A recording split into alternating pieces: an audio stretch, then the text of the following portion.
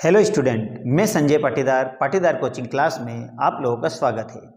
आज इस video lecture में हम उदाहरण नंबर 10, उदाहरण नंबर 11 और उदाहरण नंबर 12 के सवालों को करेंगे। आइए बच्चों, अब हम करते हैं उदाहरण नंबर 10। बच्चों, उदाहरण नंबर 10 में इन्होंने मुझे कहा है कि प्रश्नावली 4.1 के प्रश्न संख्या 2 के 1 के को द्विघातीय सूत्र से हल कीजिए। अर्थात हमें प्रश्नावली 4.1 का जो सवाल है, जिसका क्वेश्चन नंबर 2 का पहला सवाल हमने किया था कि एक आयताकार भूखंड का क्षेत्रफल 528 मीटर स्क्वायर है, क्षेत्र की लंबाई चौड़ाई के दुगने से 1 अधिक है, हमें भूखंड की लंबाई और चौड़ाई ज्ञात करना है। इस क्वेश्चन को हमने सॉल्व करके द्विघात समीकरण तक सॉल्व किया था, तो मैं इस सवाल को फिर से सॉल्व नहीं करूंगा। इसकी लिंक में डिस्क्रिप्शन में आपको शेयर कर देता हूं, वहां से जाकर आप द्विघात समीकरण बनाने तक इसको सॉल्व कर लीजिए और इसके बाद में हमें इसे द्विघात सूत्र विधि से हल करना है। बस ये छोटा सा एक काम करना है कि हमें इसका फार्मूला याद कर लेना है द्विघात समीकरण का, जिसको श्रीधराचार्य सूत्र भी कहा जाता है। बस ये फार्मूला हमें याद करके इसकी वैल्यू हम पुट कर देंगे और बड़ी आसानी से हम सॉल्व कर लेंगे। तो आइए, मैं आपको सूत्र भी लिखा देता हूं और इस सवाल को आगे सॉल्व भी करता हूं। तो आइए हम करते हैं उदाहरण नंबर 10। उदाहरण नंबर 10 को मुझे फार्मूला मेथड से करना है। तो फार्मूला मेथड से करने के लिए बच्चों, तो हमें सबसे पहले तो ये देखना है कि क्या ये ax² plus bx plus c के फॉर्म में है या नहीं। अगर इस फॉर्म में है तो यहां हमें छोटा सा सूत्र याद करना है। सूत्र होगा, अगर ये इक्वेशन x में है तो मैं लिखूंगा x बरोबर -b धन ऋण करनी में b² -4ac और अपॉन में 2a। ये फार्मूला मुझे यूज करना है और इसी फार्मूले के आधार पर मैं इसे लिखूंगा। अब मैं यहां देख लेता हूं, a का मतलब है x² का कॉफिशिएंट, अर्थात a का मान तो 2 हो जाएगा। b का मतलब होता है x का कॉफिशिएंट अर्थात गुणांक, अर्थात 1 है तो 1 हो जाएगा। और c का मान है अचर पद, अचर पद इन्होंने दिया हुआ है -528। बस अब हमें क्या करना है, जो हमारा जो सूत्र है श्रीधराचार्य वाला फार्मूला, जहां a है वहां a का मान रख दीजिए, b की जगह b का मान और c की जगह पर c का मान रख के इसको हम बड़ी आसानी से हल कर लेंगे। तो आइए हम मान रखते हैं इसके। तो सूत्र है हमारे पास में b, तो ये लिखा मैंने यहाँ x बरोबर माइनस है तो माइनस लगा दीजिए, b का मान है 1 धन ऋण करनी में b का मान है 1 तो 1 का होल स्क्वायर -4 ऐसा का ऐसा ही, और a का मान हमारे पास में है 2 मल्टीप्लाई c का मान है -528 और अपॉन में आ जाएगा 2 मल्टीप्लाई a का मान है 2। इस तरह से मैंने यहां से वैल्यू उठाकर फार्मूले में रख दी। बस इसे आप सिंप्लीफाई कर दीजिए, सरल कर दीजिए। तो यहाँ x बरोबर -1 धन ऋण करनी में, तो ये हो जाएगा हमारे पास 1, इसका होल स्क्वायर 1 होगा और माइनस माइनस होगा प्लस, और इनका जब मल्टीप्लाई करेंगे 4 4 4 दूनी 8 और 8 का इसमें गुणा करेंगे तो हमारे पास में आएगा 42 24 और 42 24 अपॉन में आ जाएगा 2 2 2 दूनी 4। अब 42 24 में 1 को जोड़ दीजिए तो आ जाएगा 42 25। तो इस तरह से x का मान आ गया -1 धन ऋण करनी में, इन दोनों को जोड़ने पाएगा 42 25 और अपॉन में आ गया 4। अब 42 25 के फैक्टर कर लीजिए और देखिए इसके टुकड़े क्या निकल रहे हैं। 42 25 इसके जब हम टुकड़े करेंगे तो ये जाएगा 5 से, 5 8 40, 2 बच गए, 5 के 20, 2 बच गए और 5 25। अब फिर ये 5 से जा रहा है, 5 एकम 5 बच गए 3, 5 6 30 और 5 9 45। अब जा रहा है ये 13 से, 13 बार और 13 से चला जाएगा 1 बार। तो बच्चों यहां 2 2 के जोड़े बन रहे हैं, तो 2 2 के जोड़े बन रहे हैं मतलब 13 पंजे 65 आ जाएगा। तो ये हो जाएगा हमारे पास में, इसका मल्टीप्लाई करने पर 65। तो x बरोबर -1 धन ऋण, इसको सॉल्व करने पे आएगा हमारे पास में 65। तो ये लिखा हमने 65/4। बस अब इसके बाद बच्चों बहुत ही सिंपल सा काम है, हमारे पास 2 चिन्ह आ रहे हैं, एक आ रहा है धन का और एक आ रहा है ऋण का। तो एक बार प्लस चिन्ह ले लीजिए और एक बार माइनस चिन्ह ले लीजिए, बड़ी आसानी से सवाल हो जाएगा। तो आइए हम ले लेते हैं दोनों चिन्ह पास पास में, एक बार धन और एक बार ऋण, और देखते हैं इसका आंसर क्या आता है। तो x बरोबर पहले मैं ले लेता हूं यहां से प्लस चिन्ह, तो -1 प्लस 65 अपॉन में 4। तो x बरोबर ये दोनों आपस में घटेंगे तो आ जाएगा 64 अपॉन में 4। ये कट रहा है 2 से तो काट दीजिए, 2 तिया 6 और 2 दूनी 4 और 2 दूनी 4, 2 से ये भी कट जाएगा, 2 एकम 2 और 2 छंग 12 अर्थात 16। तो ये आ गया हमारा पहला मान x का 16। अब दूसरा मान देखो, ऋण चिन्ह लेने पे क्या आता है, तो x बरोबर -1। अब यहां पर हम क्या ले लेंगे, माइनस चिन्ह ले लेंगे, अभी हमने प्लस लिया था तो -65 अपॉन में कितना आ जाएगा 4, क्योंकि 4 दिया है। अब 65 माइनस माइनस प्लस हो जाएगा, तो 65 और 1 हो गए हमारे पास 66 अपॉन में हो गया 4। इसे काट दीजिए 2 से, तो 2 से काटेंगे 2 तिया 6, 2 तिया 6 और 2 दूनी 4। तो x का मान आ जाएगा हमारे पास में, ये माइनस में रहेगा, -33 अपॉन 2। इसकी जो लंबाई है वह चौड़ाई के दुगने से एक अधिक है। इसका मतलब है ये तो चौड़ाई आ गई, तो हम बोल सकते हैं आयत की चौड़ाई कितनी हो गई, 16।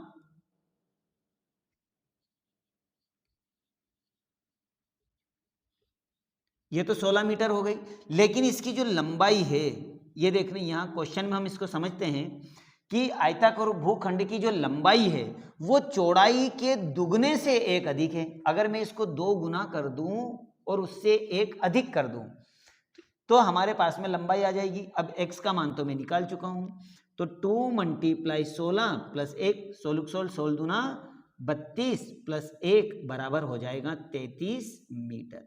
तो इस तरह से बच्चों हमने दोनों आंसर निकाल लिए। ये आयत की चौड़ाई आ गई 16 और आयत की लंबाई आ गई 33, और बड़ी आसानी से हमने सवाल को सॉल्व कर दिया। आइए अब हम करते हैं उदाहरण नंबर 11 को। अब हम करते हैं उदाहरण नंबर 11। उदाहरण नंबर 11 में इन्होंने कहा है कि 2 ऐसी क्रमागत विषम धनात्मक पूर्णांक ज्ञात कीजिए जिनके वर्गों का योग 290 हो। मतलब हमें ऐसे विषम पूर्णांक निकालना है जिनका योग करने पर हमारे पास में 290 आए। सिंपल है, हमें मालूम है कि पहले तो विषम पूर्णांक देख लो क्या कहते हैं। देखो, क्रमागत का मतलब तो हमें मालूम है कि जो क्रम से चले। विषम का मतलब होता है ऐसी संख्याएं जो विषम हो, जो 2 से डिवाइड ना हो। और धनात्मक पूर्णांक का मतलब होता है ऐसी गिनती की संख्याएं जो प्लस में हो लेकिन वो विषम हो। तो विषम धनात्मक पूर्णांक अपन मान ले अगर 1 है, तो अगली संख्या निकालने के लिए मुझे इसमें क्या ऐड करना पड़ेगा जो इसके क्रम की हो, तो 100%। 1 में अगर 2 जोड़ूंगा तो 3 आएगा, और अगर 3 में 2 जोड़ूंगा तो 5 आ जाएगा। तो इससे हमें क्या समझ में आ रहा है कि किसी भी क्रमागत विषम पूर्णांक को ज्ञात करने के लिए अगली संख्या निकालने के लिए मुझे उसमें 2 ऐड करना पड़ता है। कितना, 2। ये हमें ध्यान रखना है। अगर यहां पर मैं पहली धनात्मक विषम पूर्णांक x मान लेता हूं तो दूसरी संख्या क्या होगी, 2 को ऐड करने पर दूसरी संख्या आ जाएगी। तो इस तरह से मैं दोनों संख्याएं बड़ी आसानी से निकाल सकता हूं। धनात्मक विषम पूर्णांक में 2 को जोड़ने पर अगली संख्या प्राप्त होती है, यह हमें ध्यान रखना है। तो आइए करते हैं इसको हम द्विघातीय सूत्र विधि से। तो 2 ऐसी क्रमागत विषम धनात्मक पूर्णांक संख्याएं ज्ञात कीजिए। तो सबसे पहले तो मैं मान लेता हूं कि माना पहली क्रमागत संख्या क्या हो गई, x, तो दूसरी x + 2 हो जाएगी।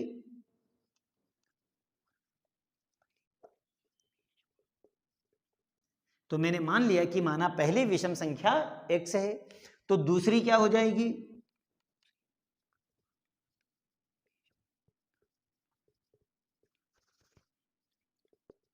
तो इस तरह से दूसरी क्रमागत विषम धनात्मक पूर्णांक हमारे पास होगी x + 2। मैंने आपको कुछ उदाहरण दिए थे, उदाहरण से आप समझ गए होंगे।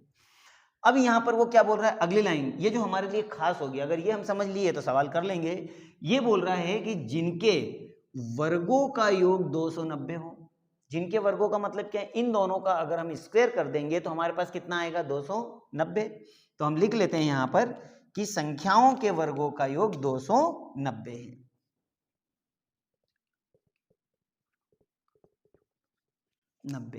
ठीक है ना। तो इसी लाइन के आधार पर संख्याएं कौन सी, एक तो x है, और क्या बोल रहा है ये कि वर्गों का योग, वर्ग मतलब इनका वर्ग कर दो, प्लस कर दो, योग का मतलब होता है जोड़ना, और x + 2 का होल स्क्वायर, तो बराबर आ जाएगा 290।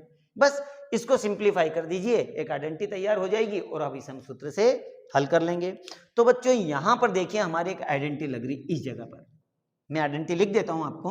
तो ये आ जाएगा x प्लस बी का होल स्क्वायर बराबर A square plus 2ab plus B square. ये आइडेंटिटी हम कहाँ यूज करेंगे, यहाँ पर, और इस आइडेंटिटी के आधार पर मैं इसको बड़ी आराम से द्विघात समीकरण में कन्वर्ट कर लूंगा। तो चलो आइए करते हैं, अपन आइडेंटिटी जमाते हैं यहाँ पर। तो x की घात 2 प्लस आइडेंटिटी के आधार पर हो जाएगा x का whole square plus 2 multiply x multiply 2 plus 2 का होल स्क्वायर, ये मैंने आइडेंटिटी जमा दिया है, और बराबर हो जाएगा 290।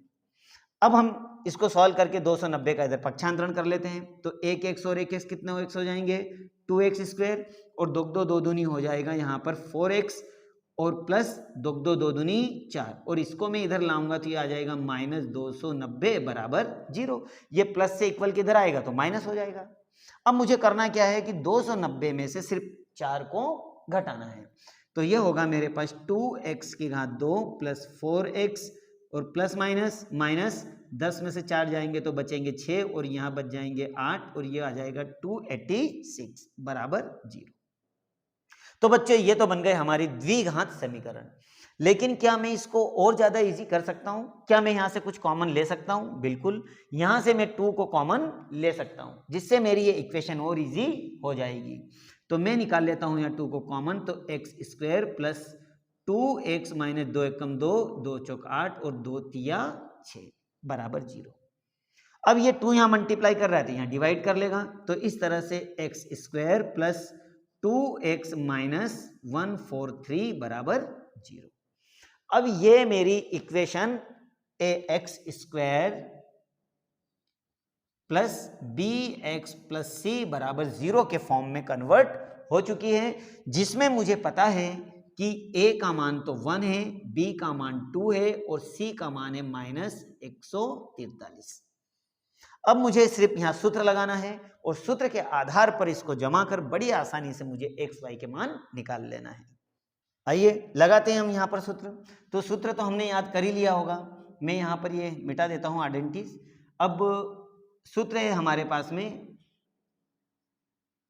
सूत्र x बरोबर माइनस बी धन ऋण करनी में B square minus 4ac upon में 2a, ये हमारा फॉर्मूला है। अब a की जगह पर a का मान, b की जगह पे b का, और c की जगह पर हम c का मान वहां पर रख देते हैं, हमारा आंसर आ जाएगा। तो x बरोबर b का मान क्या है, 2 है, तो हम लिखेंगे यहाँ माइनस 2 धन ऋण करनी में b का मान 2 है, तो हम लिख लेते हैं यहाँ पर 2 का होल स्क्वायर माइनस 4, a का मान 1 है, 1 लगा लीजिए, और b का मान है 143, और अपॉन में क्या आ जाएगा 2 मल्टीप्लाई a का मान 1 है तो 1 रख दीजिए। चलो आगे सॉल्व कर लें अपन। तो x बरोबर माइनस 2 धन ऋण, अब इसे जब 2 बार लिखकर मल्टीप्लाई करेंगे तो 4 आ जाएगा, और माइनस माइनस प्लस 4 एकम 4 और 4 3 12 के 2 हाथ आया 1, 4 चौक 16, 17 के 7 हाथ आया 1, 4 एकम 4 और 1 5, और अपॉन में कितना हो जाएगा 2 एकम 2। अब ये 4 इसके अंदर क्या हो रहा है, जुड़ रहा है, तो इन्हें जोड़ दीजिए। तो ये होगा x बरोबर माइनस 2 धन ऋण करनी में 4, 5 और 1 6 मतलब 576, और अपॉन में हो गया 2। अब 576 के फैक्टर कर लीजिए और देख लीजिए कि इसका वर्गमूल क्या है, तो वो भी मैं करके बता देता हूँ। 576 के हम करेंगे फैक्टर, ये 2 से जा रहा है, 2 दूनी 4, 1 बच गए, 2 अट्ठी 16 और 2 अट्ठी 16, फिर ये 2 से जा रहा है, 2 एकम 2, 2 दूनी 4 और 2 दूनी 4, फिर 2 से जा रहा है, 2 सत्ती 14 और 2 दूनी 4, फिर 2 से जा रहा है, 2 तियाँ 6 और 2 छंग 12, फिर 2 से चला जाएगा, 2 एकम 2 और 2 अट्ठी 16 और 2 इनम 18 और 3 त्रियाँ 9 और 3 एकम 3। अब मैं यहाँ 2 2 के जोड़े बनाता हूँ, ये 2 का जोड़ा, ये 2 का जोड़ा, ये 2 का और ये 2 का। अब मैं यहाँ से 2 का जो जोड़ा बन रहा है, यहाँ से 2 निकाल लेता हूँ, यहाँ से 2, यहाँ से 2 और यहाँ से 3, इनका गुणा कर दीजिए, वर्गमूल आ जाएगा। 3 3 3 दूनी 6, 6 6 6 दूनी 12 और 12 बार 12 दूना 24। इसका मतलब है कि इसका जो वर्गमूल है वो क्या होगा 24। तो आइए हम लिख लेते हैं यहाँ पर इसका वर्गमूल 24। तो x बरोबर -2 धन ऋण ये हो गया 24/2। अब हमें करना क्या है, एक बार धन चिन्ह ले लीजिए, एक बार ऋण चिन्ह ले लीजिए और बड़ी आसानी से हम यहाँ पर इसके पूर्णांकों को फाइंड कर लेंगे। तो मैं मिटा रहा हूँ रफ काम, ये हमारा रफ काम था। तो एक बार ले लेते हैं धन चिन्ह और एक बार ले लेते हैं ऋण चिन्ह। देखिए कैसे होगा ये। तो धन चिन्ह लेने पर x बराबर -2 धन 24/2 और x बरोबर 24 में से 2 घटेंगे तो आपके पास बचेंगे 22/2। इन दोनों को काट दीजिए तो x का मान तो आ गया हमारे पास 11, ये पहला मान आया। अब ऋण चिन्ह लेने पर ऋण चिन्ह लोगे तो x बरोबर -2 -24 और /2। इन दोनों को जोड़ोगे तो आपके पास में आएगा 24 और -2 26/2 और दोनों को जब हम काटेंगे तो x का मान आएगा 13, वो भी काई में माइनस में। अगर ये माइनस में आया है तो हमें मालूम है किसी भी संख्या को इन्होंने बोला है यहाँ पर धनात्मक पूर्णांक, और अगर ये ऋणात्मक आ गया है इसलिए हम लिखेंगे ये असंभव है। ये तो संभव हो नहीं सकता। क्यों नहीं हो सकता? क्योंकि इन्होंने धनात्मक बोला और यहाँ आ गया ऋणात्मक, तो हम ये मान तो मानेंगे नहीं।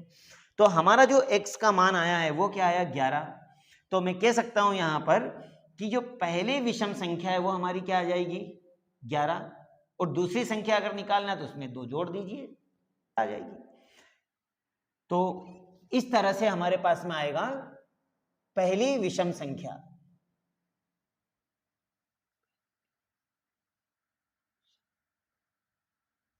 तो पहली विषम संख्या क्या है 11 है।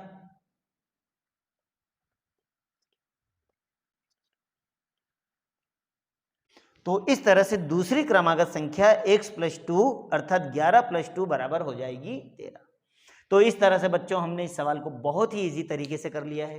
1-2 बार इस पर प्रैक्टिस करें, सवाल बोर्ड एग्जाम के लिए बहुत इंपॉर्टेंट। हम करते हैं उदाहरण नंबर 12। बच्चों उदाहरण नंबर 12 देखने और पढ़ने दोनों में ही आपको बड़ा दिखाई दे रहा होगा, लेकिन उतना ही यह करने में इजी है। आइए मैं इसे बहुत ही सरल तरीके से आपको कराता हूं। बच्चों इन्होंने कहा है कि एक ऐसे आयताकार पार्क को बनाना है जिसकी चौड़ाई इसकी लंबाई से 3 मीटर कम हो। देखो यहां पर ये लाइन को अगर हम समझ लिए हैं तो इसकी लंबाई चौड़ाई हम आयत की तो बड़ी आसानी से निकाल लेंगे। इन्होंने कहा है कि आयताकार पार्क की लंबाई से चौड़ाई 3 मीटर कम है।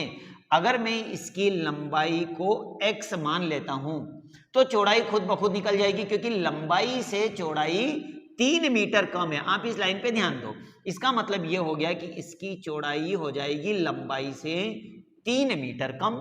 ये हमारी भुजाएं आ गई। अब वो आगे क्या बोल रहा है, इसका क्षेत्रफल पहले से निर्मित समद्विबाहु त्रिभुजाकार पार्क जिसका आधार आयताकार पार्क की चौड़ाई के बराबर है। अर्थात कहने का मतलब क्या है कि ये जो हमारा समद्विबाहु त्रिभुज है जिसकी ये दोनों भुजाएं बराबर है, इसका जो आधार है वो चौड़ाई के बराबर है। अर्थात जितनी हमारे पास चौड़ाई होगी वो इतना आधार। इसका मतलब ये x - 3 हो गया, क्योंकि क्वेश्चन में कहा है कि ये चौड़ाई के बराबर है। देखिए ये लाइन पढ़िए कि ये चौड़ाई के बराबर है, तो ये हमारा त्रिभुज का निकल गया आधार। अब वो क्या बोल रहा है, और ऊंचाई 12 मीटर है, अर्थात इसकी हाइट कितनी है 12 मीटर।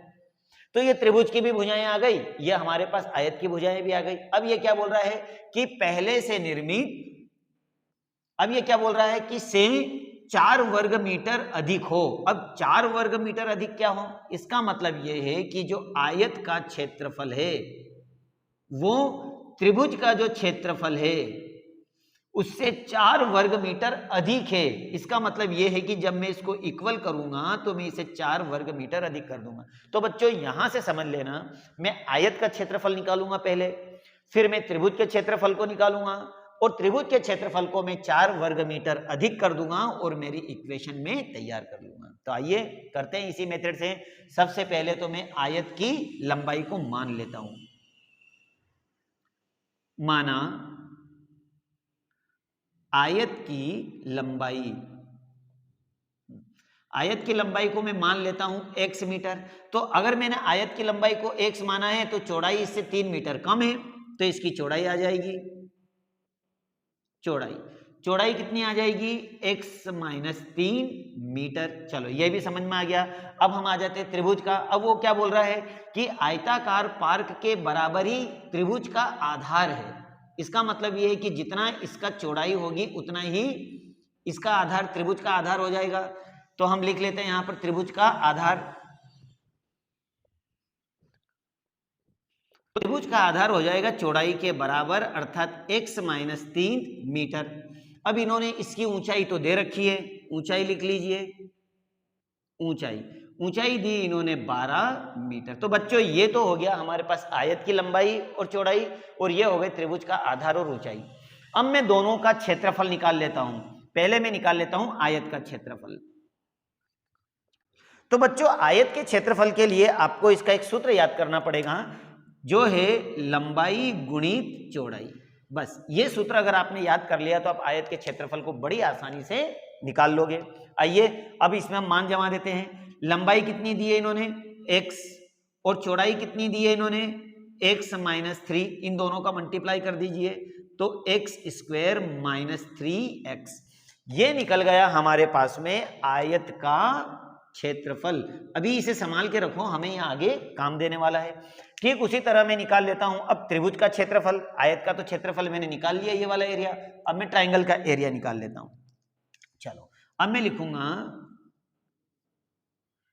त्रिभुज का क्षेत्रफल। त्रिभुज के क्षेत्रफल का सूत्र बोलिए क्या है, अगर आपको याद नहीं तो मैं लिख देता हूं इसका सूत्र पहले। तो त्रिभुज का क्षेत्रफल होता है 1/2 आधार गुणित ऊंचाई। बच्चों इसके फार्मूले जरूर याद कर लेना, क्योंकि इस फार्मूले पे ही याद सेट होगा ये। अब यहां पर हम देखें त्रिभुज का आधार कितना है, ये रहा, और ऊंचाई कितनी है 12। हम रख देते हैं मान इसके। तो ये लिखा 1/2 मल्टीप्लाई आधार 12 है और ऊंचाई कितनी है x माइनस 3। अब देखो ये 2 से ये 12 कैंसल हो रहा है, 2 छंग 12। अब यहां बचा 6, तो 6 यहां और यहां गुणा कर लेगा, तो इस तरह मेरे पास बच जाएगा 6x माइनस 6 6 दूनी 12 6 3 18। तो ये आ गया हमारा सेकंड मान, अर्थात ये दोनों ही मैंने त्रिभुज के क्षेत्रफल निकाल लिए। ये मैंने निकाला त्रिभुज का क्षेत्रफल और ये निकाला मैंने आयत का क्षेत्रफल। आइए अब हम क्वेश्चन को पढ़ते हैं। क्वेश्चन में वो क्या कह रहा है, क्वेश्चन में ये कह रहा है इसका क्षेत्रफल, इसका मतलब किसका, आयत का क्षेत्रफल। चलो ये जैसा बोलता मैं लिख लेता हूं यहां पर, ठीक है ना। इसने कहा इसका क्षेत्रफल, इसका क्षेत्रफल से मतलब है आयत का क्षेत्रफल x square minus 3x। Okay, ये मैंने आयत का क्षेत्रफल। आगे फिर पढ़ो। पहले से निर्मित समद्विबाहु त्रिभुजाकार पार्क, पहले से निर्मित समद्विबाहु त्रिभुजाकार पार्क। तो समद्विबाहु त्रिभुजा पार्क का एरिया आपने क्या निकाला, ये रहा, तो आप ये लिख लीजिए। चलो ठीक है, ये लिखा मैंने 6x माइनस 18, ठीक है। आगे फिर क्या बोल रहा है ये, यहां से पढ़िए, से 4 वर्ग मीटर अधिक है, 4 वर्ग मीटर अधिक है। इसका मतलब क्या हुआ कि ये वाला जो एरिया है इस एरिया से 4 वर्ग मीटर अधिक है। चूंकि मैं इक्वल कर रहा हूं तो मैं 4 वर्ग मीटर इसको अधिक कर देता हूं, सीधी सी बात है। तो यहां से मेरा मान बड़ी आसानी से अब निकल जाएगा। बस अब इसके बाद हम इक्वेशन बना लेंगे और इसके इक्वेशन को सॉल्व कर लेंगे। आइए किस तरह से, तो ये हुआ x स्क्वायर माइनस 3x, इसको इधर ले आइए तो माइनस 6x, और बराबर 18 में से 4 जाएंगे तो आपके पास बचेंगे माइनस 14। अब हम एक काम करें, इन दोनों को सॉल्व कर ले, तो ये हो गया x square minus minus plus, लेकिन निशान माइनस का 6 7 8 और एक ये हो गया 9x, और इसको पक्षांतरण करके हम इधर ले आते हैं तो ये हो जाएगा माइनस से प्लस में 14 बराबर 0। अब बच्चों ये बन गई हमारी द्विघात समीकरण। अब द्विघात समीकरण को हम सूत्र विधि से सॉल्व कर लेते हैं और पार्क की हम लंबाई और चौड़ाई निकाल लेते हैं। तो करते हैं अपन आगे सवाल। तो ये मैं मिटा देता हूं रफ काम, अब हमारा हम समझ लिए इससे। तो यहां पर a का मान तो 1 है, b का मान -9 है और c का मान है 14। आइए अब मैं लगा देता हूं यहां पर सूत्र। तो सूत्र क्या है हमारे पास में, सूत्र है हमारे पास में कि x बराबर माइनस बी धन ऋण करनी में बी स्क्वायर माइनस 4ac और अपॉन में आ जाएगा 2a। ये हमारा फार्मूला है। बस इस फार्मूले में abc के मान रखते चले जाइए। तो x बराबर b का मान ये रहा 9, तो माइनस 9 और प्लस धन ऋण करनी में b का मान आप रखोगे माइनस 9 का whole square minus 4 multiply a का मान क्या है 1 है और c का मान आपने क्या निकाला 14 अपॉन में क्या आ जाएगा 2 मल्टीप्लाई a की जगह आप क्या लिखोगे 1।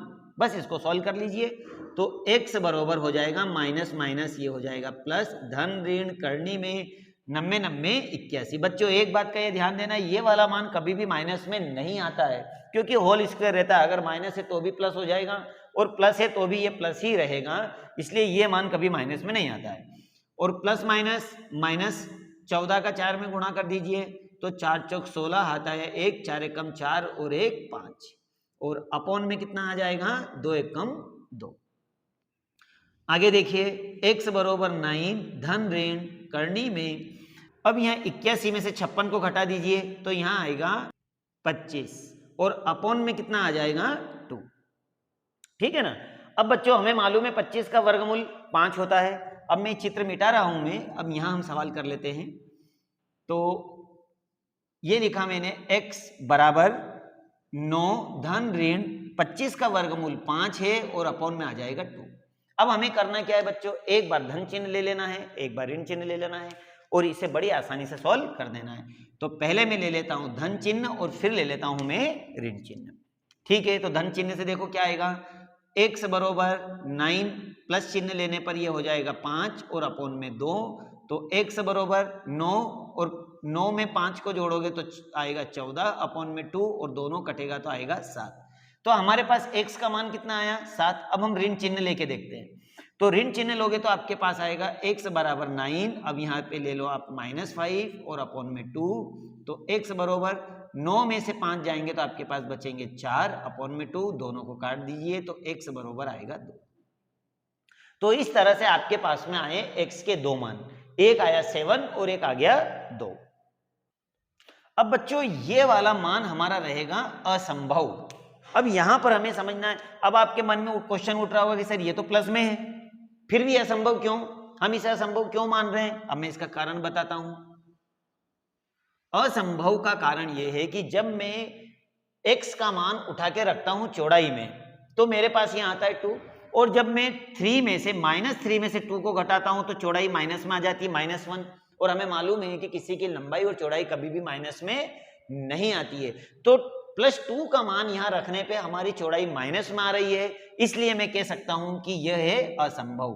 तो बच्चों अब हमारे पास में संभव मान क्या आया, x बराबर, तो x बराबर 7 हमारे पास संभव है। इसका मतलब है कि आयत की लंबाई कितनी हो जाएगी 7 सेंटीमीटर। तो मैं लिख लेता हूं यहां पर कि आयत की लंबाई बराबर 7 मीटर है और इसकी चौड़ाई कितनी हो जाएगी,